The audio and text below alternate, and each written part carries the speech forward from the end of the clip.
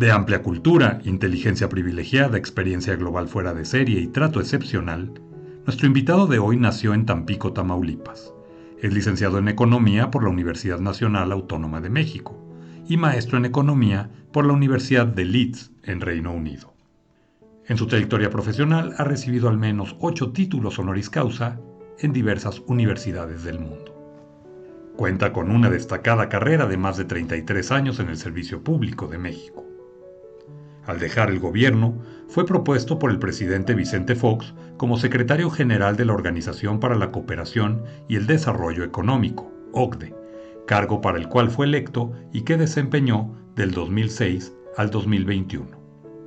Bajo su liderazgo, se reforzó el rol de la organización como centro global para el diálogo y el debate sobre políticas públicas. De enero de 1998 a diciembre del año 2000, se desempeñó como secretario de Hacienda y Crédito Público de México. De diciembre de 1994 a diciembre de 1997, estuvo al frente de la Secretaría de Relaciones Exteriores. Asimismo, fue director general del Banco Nacional de Comercio Exterior, Bancomext, y de Nacional Financiera, Nafinsa. Ha participado en varias organizaciones internacionales sin ánimo de lucro. Actualmente es copresidente del Observatorio sobre la Información y la Democracia, en el que participan 45 países, y recientemente fue nombrado presidente del Foro de la Paz de París, cargo honorario que desempeña desde México a partir de marzo de 2023. Hoy con nosotros, José Ángel Gurría.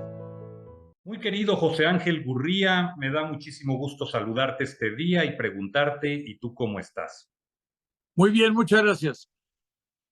Qué bueno, José Ángel, has tomado una decisión importante en tu vida que es fundamentalmente poner tu experiencia y capacidad al servicio de México, dejando a un lado la posibilidad de postularte a la candidatura de la presidencia.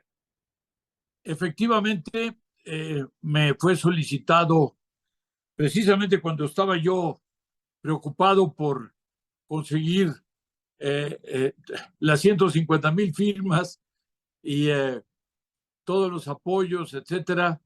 Me fue solicitado por los presidentes de los 3 partidos que forman la coalición y también a nombre de la sociedad civil que pues me hiciera yo cargo del trabajo del plan de gobierno, de encabezar a los especialistas y a los expertos, y pues fue un cambio de chip muy importante, pero acepté el encargo y ya estamos trabajando en eso.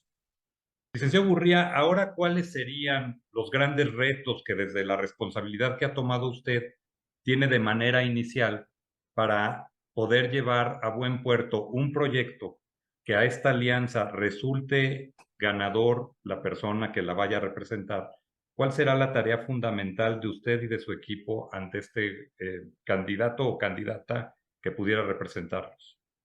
Mira, no se trata de solamente el abanderado o abanderada que resulte del método el 3 de septiembre, ¿no?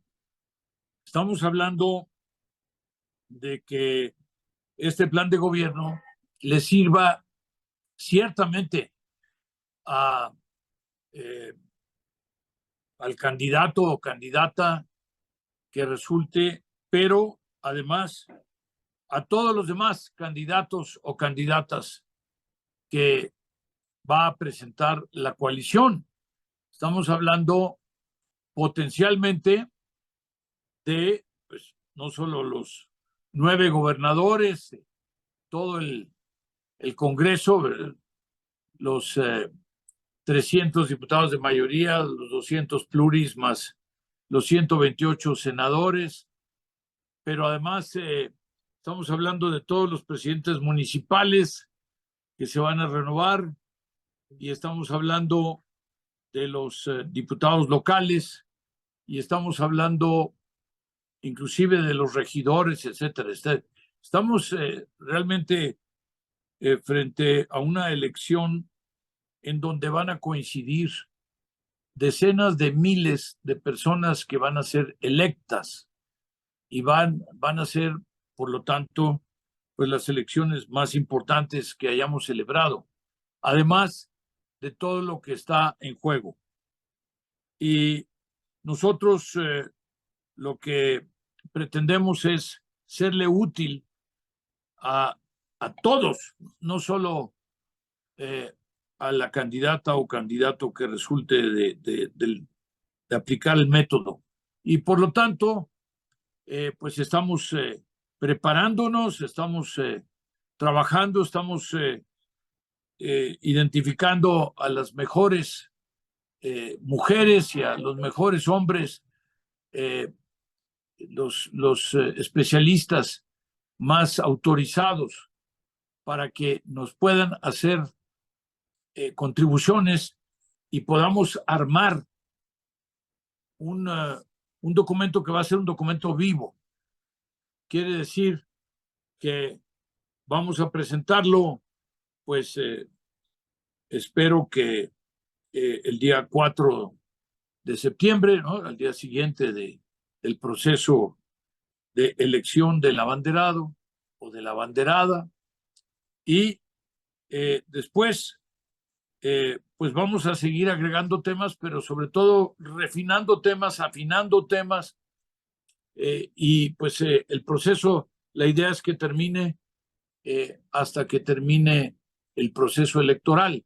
La idea es acompañar al proceso electoral y ser útiles a lo largo de todo ese proceso,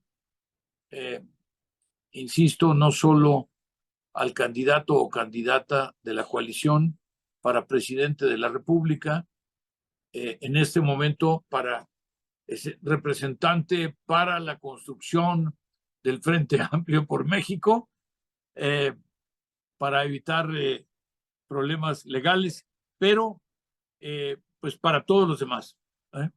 Hay un gran tema que México enfrentará en el 2024. Sí, una elección muy grande, pero también una transición de gobierno que implicará para quien llegue a gobernar México en todas estas cargos de elección popular, una situación macroeconómica compleja, un resultado de gobierno que en ese momento tendrá que analizarse muy bien y que a lo mejor de lo deseable de ese plan que ustedes están diseñando, muchas ocasiones se tendrá que hacer lo posible porque les va a tocar reconstruir mucho. ¿Es así como lo estoy leyendo correctamente o cómo definirías tú ese reto que van a enfrentar quienes lleguen a gobernarnos? Yo creo que lo estás definiendo muy bien, porque lo deseable, pues es el mundo ideal, lo posible siempre es lo que las restricciones financieras, económicas, políticas, sociales, etcétera, pues permiten. Sin embargo, la cuestión es que si uno empieza con una ambición amplia, parecería que es posible hacer más cosas. Y además, porque las restricciones, las limitaciones, tanto financieras como sociales, como políticas, pues también dependen de qué tanto esfuerzo haga el candidato o la candidata para removerlos, para eliminarlos. Y también de la prisa que se tenga. En este caso, estamos hablando de una reconstrucción muy importante, prácticamente de todos los ámbitos del quehacer público. Estamos hablando de políticas públicas que van desde reconstruir al gobierno, reconstruir a las instituciones, reconstruir a los OCAS, los organismos constitucionales autónomos, pero también, pues, cuestiones, yo diría que habría que considerar muy seriamente, no solo los titulares de los OCAS, sino también los comisionados, los que forman el cuerpo colegiado de los OCAS. ¿Por qué? Pues para que no pase lo del INAI, ¿no? E inclusive, pues, considerar otras formas en las cuales se podría acotar la autoridad o el poder de decisión del presidente de la República, para que no suceda pues que se abuse de ese poder, sino que pues haya elecciones, por ejemplo, de los OCAS, pero también a lo mejor pues de los propios miembros de la Suprema Corte de Justicia, de, no sé, del fiscal. O sea, estamos hablando de que deliberadamente, de manera muy, muy estudiada, se tenga un presidente que, junto con el hecho de que será un gobierno de coalición, consulte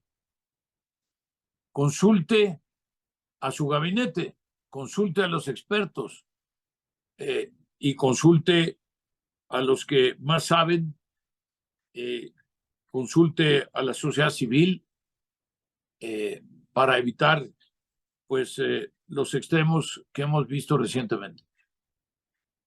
Eres un hombre que tiene una formación y una preparación internacional, que tiene un conocimiento amplio de las finanzas públicas, pero también de los macroproyectos que hay en el mundo. Y en México en especial, este gobierno ha definido al menos 3 proyectos como una bandera fuerte en la que se le ha invertido mucho dinero. Me estoy refiriendo a la refinería de Dos Bocas. Tienes obviamente el aeropuerto Felipe Ángeles, que todavía tiene retos importantes, y tiene el Tren Maya. José Ángel, ¿qué va a pasar? Lo deseable es que en obras de infraestructura en las que se ha invertido tanto, ¿qué tendría que pasar con la visión del nuevo gobierno respecto a esas obras de infraestructura? ¿Los mexicanos volveríamos a pasar por un gobierno que llegue y detenga, como se detuvo el aeropuerto internacional que se estaba ya creando con cierto avance? No se puede hacer un paralelismo, Julio. No se puede hacer un paralelismo con pues la destrucción de todo el avance que ya mostraba el aeropuerto de Texcoco. Estamos hablando de que ese aeropuerto era viable, ese aeropuerto pues ya estaríamos prácticamente listos con él, ¿verdad? Ya podría abastecer a la Ciudad de México de millones y millones de pasajeros que tendrían pues comodidad y tendrían en un aeropuerto, en una instalación moderna, mientras que en el caso de las otras obras de infraestructura a las que tú te refieres, lo que pues no solo no está claro, porque hay falta de transparencia en cuanto a los números, en cuanto a los costos, etcétera, sino que además todos los proyectos, y esto lo digo de manera general, independientemente de estos, que no se pagan a sí mismos, que no generan su propio flujo, pues, y que al final, digamos, se pagan solos, ¿no? Es decir, directa o indirectamente, pero que generan corrientes que permiten cubrir los costos de inversión, la deuda que se pudiera haber incurrido, etcétera, ¿no? Pues lo que pasa es que serán el próximo gobierno o la siguiente generación la que tendrá que pagar. Y entonces le hereda a uno, le cuelga a uno a la próxima administración o a la próxima generación, insisto, el pagar por estos proyectos que no se pagan a sí mismos, que no eran viables y que además en la puesta en práctica, en la implementación, en la construcción, pues resultaron aún menos viables porque hubo sobrecostos, hubo desvíos en cuanto a la ruta, hubo cambios en cuanto a las especificaciones y por lo tanto pues resultaron en un múltiplo de lo que se había previsto originalmente y en donde realmente pues no es posible saber mucho porque entre otras cosas cuando uno pregunta pues le dicen a uno que son temas de seguridad. Hubo pues inclusive todo un debate entre el Ejecutivo y la Suprema Corte, etcétera, sobre qué tanto se puede y qué tanto se debe hacer transparente. Y bueno, pues como sabes tú, el Ejecutivo tenía otras iniciativas inmediatamente en cuanto se produjo la petición de la Suprema Corte de la transparencia, pues se planteó otro recurso legal. En fin, estamos hablando de que no se transparenta y por lo tanto es muy difícil hacer una evaluación respecto de la viabilidad del proyecto. Y por otro lado, pues estamos ya acercándonos hacia el final del mandato, Sexenio. del sexenio, y pues estamos viendo que probablemente habrá que terminar las obras, cualesquiera que estas sean, en la próxima administración. Y pues, insisto, la viabilidad de los proyectos es lo que es clave.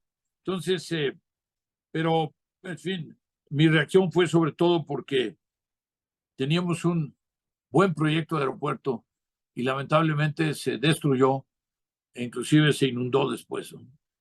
Sí, acabo, bueno, vengo volando de Tabasco para acá, justamente, de Villahermosa. Pasé ahorita, tomé una fotografía de lo que queda de esa obra, es lamentable. Decirte, José Ángel, un tema. Tú nos hiciste favor de acompañarnos en el evento del Gran Bajío en noviembre pasado. Hablamos de la potencialidad del nearshoring famoso. El nearshoring, ¿qué representa para ti en la realidad? Porque muchos empresarios sienten que pudiera ser como una varita mágica, como la gran oportunidad.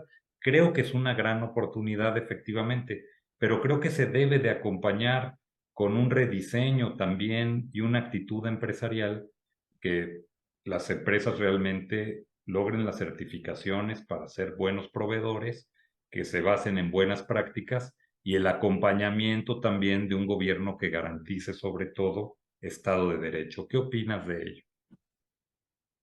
El nearshoring es una oportunidad histórica que parece que, como dijimos ahí en la reunión del Gran Bajío, parece que la mandaron a hacer para México. ¿Verdad? México ya se ha beneficiado en alguna medida de algunas de las inversiones que han decidido relocalizarse. ¿Por qué? Pues porque por las tensiones entre China y los Estados Unidos y también porque pues algunas de las empresas ya no están tan convencidos de que sea una buena idea estar con tanta distancia entre el lugar de consumo y sus sedes y los lugares de producción. Y México, insisto, parece que lo mandaron a hacer para esto, para esta oportunidad. Hablábamos ahí en el tema del Gran Bajío, pues de cómo en San Luis, de cómo en Querétaro, porque se incluyó Querétaro, Claro. este, Guanajuato, San Luis Potosí, de cómo en Zacatecas, Guanajuato, Aguascalientes. etcétera, se estaban beneficiando, pero además, en aquella época, pues estaban todavía discutiéndose el asunto de Tesla y finalmente ya en este año quedó definido. Qué bueno que se vayan a instalar en Nuevo León. Sí, qué bueno que se vayan a instalar en México, punto, independientemente de dónde se instalen. Pero sí, las cifras de ayer o antier sugerían que el 70% de la inversión extranjera se había instalado en Nuevo León, es decir, de todo esto de que ha sucedido con el nearshoring. La verdad es que efectivamente ya se empiezan a notar algunas cuestiones pues falta de bodegas y falta de espacios, de terrenos, en fin. Pero eso también, pues, en la medida en que las empresas lo que quieran es establecerse cerca de la frontera y al mismo tiempo cerca del lugar de consumo que es Estados Unidos, pues obviamente lo pueden hacer en cualquier lugar de México para aprovechar la competitividad de nuestro país, pero pues a lo largo de 3.200 kilómetros de frontera, ¿no? Es decir, o casi. Así que hay muy muy amplias posibilidades. Y uno entiende por qué mucha de la inversión se va a Nuevo León, pues por una combinación de competitividad, de fuerza de trabajo, etcétera. Pero el hecho es que la fuerza de trabajo, por ejemplo, ya está migrando de otros estados hacia Nuevo León para poder emparejar con la demanda, ¿no? Bueno, eso es una realidad. Por ejemplo, una buena noticia efectivamente es que Tesla llegó a México, en donde se hubiera instalado, tienes toda la razón. Y la buena noticia, cuando en Guanajuato, en el Gran Bajío, decían, bueno, es que se instaló por allá, buena noticia para el norte, yo les digo, buena noticia para México, porque tu expertise de 30 años en el Bajío, en la industria aeronáutica, automotriz, de industria 4.0, la puedes poner al servicio de la gente del norte. Entonces, yo creo que entre todos podemos sacar adelante un buen proyecto. Yo te diría dos preguntas para finalizar. Uno es, ¿qué opinión te merece o qué está sucediendo con este dólar barato en torno a las exportaciones? ¿Qué nos puede llegar a pasar? Luego nos emociona sin saber mucho que tenemos un dólar barato y que el peso está muy fuerte, pues decimos qué padre, pero también entiendo que macroeconómicamente tiene otras variables que pueden verse afectadas y con ello este gran envío de remesas hacia México, de Estados Unidos hacia México, pero a un dólar más barato, es decir, en el tipo de cambio, las familias que subsistían con ese envío de remesas hoy están recibiendo a lo mejor un 20 o un 23% menos, a lo mejor no conozco la cifra de diferencia peso dólar en ese sentido, pero entiendo que tendrá un impacto, ¿no? Mira, lo que pasa es que en un país que está acostumbrado a que la moneda se devalúe de, con espacio de algunos años, es decir, de que haya eventos, accidentes o incidentes que provoquen una depreciación de la moneda, pues lo que estamos viendo ahora es un fenómeno bastante inédito, eh, porque tienes razón, ya no estamos hablando del 12, ya estamos hablando del 15, pues desde dónde empiezas a contar, cuando estuvo a 24, a 25 o cuando estuvo a 20, Claro. yo te diría, porque ahorita está a 16.90 o lo que sea, y yo te Uh-huh. diría que yo empezaría a contar eh, desde el momento en que estaba alrededor de 20, ¿no? Es decir, a mí Ok, me parece que 20 es como una razonable. cifra de equilibrio, y no quiere decir que tenga que devaluarse o que tenga que apreciarse a partir de 20. Estamos hablando de que pues varíe todos los días de acuerdo a lo que sucede en las variables fundamentales de la economía mexicana: exportaciones, importaciones, el tema de la productividad, el tema de la competitividad, etcétera. Sin embargo, yo te puedo decir que a mí no me parece muy atractivo ni me siento muy cómodo con el superpeso tan revaluado.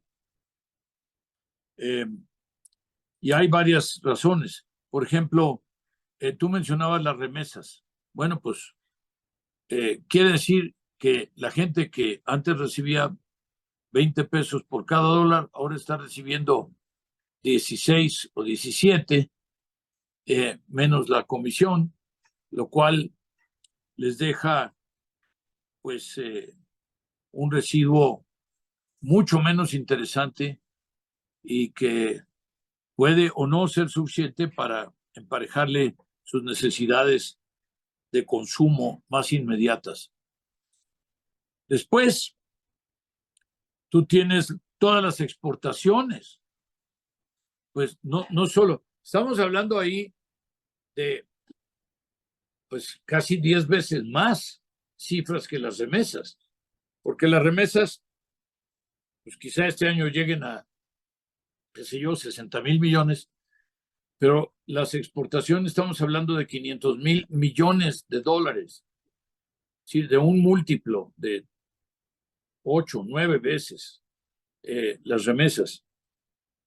Y esas le producen a los exportadores en pesos, producen, pues otra vez, 15 o 20% menos. Y luego pasan cosas con grupos como los agricultores. Recientemente en Sinaloa estaban tomando los aeropuertos, estaban tomando las carreteras, etcétera. ¿Por qué? Porque los precios de garantía se habían desplomado. ¿Y por qué se habían desplomado? Pues porque los precios internacionales se normalizaron. Ahora estamos en un pico otra vez por la salida de Rusia del acuerdo sobre los cereales, los granos de Ucrania y de Rusia también. Y ahora, pues, Rusia parece estar dudando de si prolonga o no prolonga el acuerdo. Y las cosas, obviamente, en el terreno, en la batalla, en la invasión que hizo Rusia, pues se están poniendo más difíciles. Hay una contraofensiva de Ucrania, etcétera. Y mientras tenemos un problema de que pues se había normalizado y se cayó el precio internacional. Pero además, los precios de garantía se fijan con referencia en dólares a un precio internacional. Entonces, en la medida en que cayó el precio internacional, pero además se apreció el peso respecto del dólar, pues entonces los agricultores, los campesinos reciben muchos menos pesos por su cosecha. Y por lo tanto, bueno, pues ya estamos viendo, cuando aumenta los fertilizantes y cuando aumentan todos los insumos y aumenta la renta de los tractores y aumentan las tasas de interés y además te cierran la financiera rural y además no hay apoyos para la comercialización y no hay apoyos para las bodegas y se te echa a perder el grano y además se te revalúa el peso. Bueno, pues ¿no? La tormenta perfecta. Es como toda la tormenta perfecta, efectivamente. Entonces, yo creo que esto de No, y no te creas que además es por muy buenas razones. Estamos hablando también de que pues ha habido falta de actividad económica, falta de inversión, falta por lo tanto de demanda de importaciones, y en esa medida también pues tenemos un superávit de casi 100,000 millones de dólares con los Estados Unidos o por ahí, todo lo cual provoca que tengamos pues este superpeso que finalmente, para resumir, pues no son muy buenas noticias. José Ángel, hay un tema también que nos debe llamar la atención. Tú eres en este tránsito internacional que has tenido en tu carrera, eres un digno representante de México, te ha tocado ver muchísimos factores de medición y de evaluación de los países y su desarrollo, sobre todo su desarrollo. México tiene un tema pendiente importante que es la capacitación, bueno, la educación en sí, como un primer tema. ¿Cómo ves a México en los temas de educación, de preparación, para ser un país competitivo e insertarse en esta globalización? Esa sería la primera pregunta que yo te haría. México se tiene que estar preparando ya para un futuro digital, un futuro en donde el filo cortante va a estar dominado por la inteligencia artificial, pero en donde además las habilidades y las destrezas de la fuerza de trabajo tienen que desarrollarse de tal manera que sean más competitivos en un mundo que va a ser pues computarizado, y estamos hablando de los obreros de la fábrica, no estamos hablando de los técnicos expertos que están en la oficina, estamos hablando de la capacidad y la destreza para utilizar instrumentos cada vez más sofisticados que van a ser los que se van a necesitar en todas las empresas que contraten a la fuerza de trabajo mexicana. Estamos hablando de entrenar y entrenamiento sobre la marcha, de entrenamientos en el trabajo para capacitarse y para otra vez sofisticar el conocimiento y por lo tanto aumentar la productividad y por lo tanto pues poder pedir mejores sueldos. Estamos hablando de la educación formal, no solo de la vocacional, sino de la formal, en donde se va a necesitar que cada vez tengamos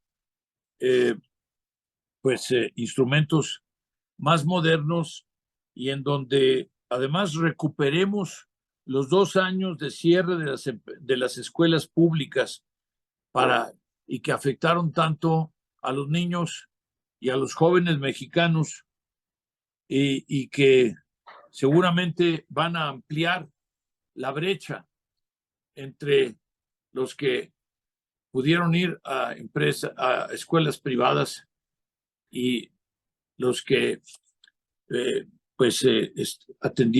asistieron a las escuelas públicas que cerraron durante 2 años. ¿Por qué? Porque pues son 2 años en los cuales si el tercero y cuarto año te pasaste cerrado y a lo mejor tuviste que experimentar con la telesecundaria, ¿no? Porque fue lo que se ocurrió que pudiera darse como clases remotas, en fin, y que tiene el problema de que es pues de una sola vía, ¿no? Es decir, la telesecundaria no es... No era bidireccional. No es bidireccional, pero tienes el problema de cómo emparejarse de esta pérdida de tiempo y de oportunidades y para que los niños o los jóvenes lleguen a sus próximas clases, en donde ya van a suponer que ellos ya saben, que ya traen esas habilidades y esas destrezas que no las van a tener simplemente porque no tuvieron clases. Entonces, hay que procurar recuperar eso. Y yo te diría que de manera más general, entender el futuro, entender cómo están las necesidades y la competencia, además de las competencias que deben de caracterizar a la fuerza de trabajo. Las competencias son equivalente o sinónimo de destrezas, de habilidades, pero la competencia que va a haber, primero, de otras nacionalidades y de otras fábricas, pues que en donde se puede llevar de un lugar a otro la capacidad de producción, pero además de las máquinas, de la inteligencia artificial y de las máquinas, de los robots que cada vez van a cubrir más tareas, y el chiste es que puedan irse evolucionando y vayan aprendiendo y vayan sofisticándose la fuerza de trabajo para evitar ser sustituidos por máquinas. José Ángel, la última pregunta es, la relación México y Estados Unidos, ¿cómo la ves? ¿Qué retos tendremos para el próximo año? Y porque también allá, pues también hay elecciones, está súper movido el tema de migración. Vamos, hay muchos, vamos, todos los temas pareciera que los vamos a tener en el fuego, ¿no? En México, nuestra, y esto te lo digo como ex canciller, pero también como observador, pues muy cercano de la realidad mexicana en los últimos 20 años en que no fui canciller. Y te podría decir que una y otra vez lo que yo constato es que tenemos que tener relaciones de confianza muy estrechas, muy cercanas y de cada vez mayor integración en lo productivo, en materia de competitividad, en materia de productividad, para que nos convirtamos, Norteamérica, en una unidad muy importante, muy poderosa, muy competitiva en prácticamente todo lo que produzcamos aquí para competir con creces con otras partes del mundo. Pero además también que aprovechemos no solo el instrumento de TEMEC, antes TLC, NAFTA, etcétera, ¿no? Con los Estados Unidos y Canadá, sino también que aprovechemos los instrumentos que tenemos con Europa, con Indo-Pacífico, con Israel, en fin, que aprovechemos toda esta red, esta gama de instrumentos de libre comercio y de inversión, ¿no? Son muy interesantes porque es de libre comercio y de inversión. Y por lo tanto, yo te diría que otra vez con lo del nearshoring, en fin, podríamos tener un múltiplo de flujos de inversión hacia nuestro país. Pero, debo decir, con Estados Unidos es especial la relación porque por los 3.200 kilómetros de frontera, por el hecho de que compartimos no solo oportunidades, que ya las estamos aprovechando, insisto, 500,000 millones de dólares de exportación, de los cuales 400,000 se van a Estados Unidos. No, sino también problemas y retos y desafíos como el tema del narcotráfico y el tráfico de armas y el tráfico de personas el problema de la migración. Por lo tanto, y no solo de mexicanos que quieren irse a Estados Unidos, sino también de centroamericanos e inclusive ahora de africanos y de algunas gentes de otras áreas del mundo que tratan de entrar por la vía Sí, de que ocupan de Centroamérica, puerta de entrada el sur del país, claro. sí, el sur del país. Y entonces estamos hablando pues de todo un trabajo de relacionamiento y que yo tuve un momento muy difícil en mi época de canciller, cuando pues resultó que nuestro SAR antidrogas resultó sospechoso, cuando menos pues de ser parte de un cártel, etcétera. Y pues me acuerdo que hubo prácticamente una terminación de la cooperación en materia de antidrogas y yo me puse a trabajar con Janet Reno, que era la procuradora de aquella época, y a través del ejército, del general Cervantes, el general secretario personalmente, pero además de todo su equipo más cercano, se logró restablecer la confianza y la capacidad de trabajar juntos entre México y los Estados Unidos. Y pues fue un gran ejemplo que yo puedo atestiguar en primera persona respecto del potencial que puede tener cuando los dos países tienen, primero, problemas compartidos, pero además tienen confianza a nivel personal, confianza a nivel de los líderes, confianza a nivel de los secretarios de Estado, confianza a nivel de los cancilleres, etcétera. Cuando existe esa confianza, se pueden hacer muchas cosas, inclusive muy complejas, muy difíciles, como la lucha en contra del crimen organizado y en contra del narcotráfico, por ejemplo. Son solo algunos de los casos.